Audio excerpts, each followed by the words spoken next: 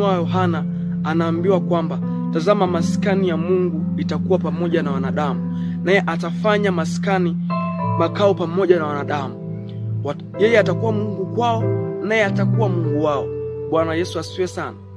Ndio anasema kwamba atawafuta machozi waliolia, atawafuta machozi na kuwafariji.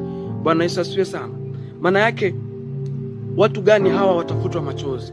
Ni wale watu ambao walimkiri Yesu wakiwa duniani, wakakubali kuenenda katika hali ya namna yoyote. Yawezekana walisemwa sana, wakatengwa sana, wakafanyiwa mambo mabaya kutokana na kumwamini Yesu.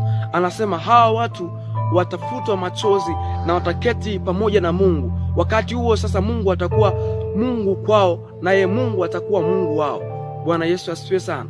Anamwambia kwamba andika, haya maneno ni amina na kweli. Maana yake kitu anachokisema Mungu hakijawahi kuwa uongo. Bwana Yesu asifiwe sana. Kwa maskani atakayofanya Mungu pamoja na wanadamu, kwamba Mungu aketi pamoja na wanadamu, Mungu ataketi na wale watu wa mchao wangali duniani wakifuata yaliyo mapenzi yake. Bwana Yesu asifiwe sana. Kwa hiyo ungali duniani ya kupasa kuishi maisha ambayo yanampendeza Mungu, hatimaye uweze kuketi katikati pamoja na Mungu. Bwana Yesu asifiwe sana.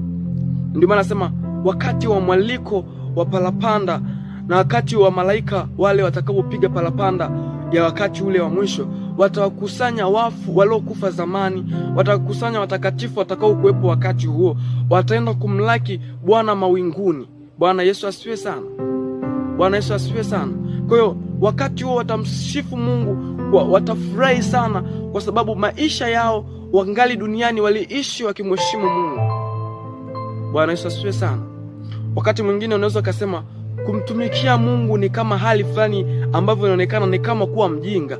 Ni sawa, ni kama kuwa mjinga, lakini ni bora ukafanya kitu ambacho ungali ulimwenguni kikaonekana ni kama umechanganyikiwa, hauna akili timamu, unapoteza wakati, lakini ukafurahi pamoja na Mungu milele na milele.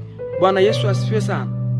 Yaani kuna wakati maisha duniani yanaonekana ni ya kupendeza na ya kustarehesha sana, kwa sababu kuna vitu vingi ambavyo vinaonekana kwamba vinafurahisha na kuburudisha moyo wa mwanadamu. Lakini kumbuka kwamba uko wakati ambao mwanadamu utaondoka katikati ya dunia, utatoweka katikati ya ulimwengu. Sasa baada ya kutoweka, kumbuka wakati utakapotoweka, maisha hayataishia hapo. Kuna hatua itakayoendelea mbele, ambao sasa hiyo hatua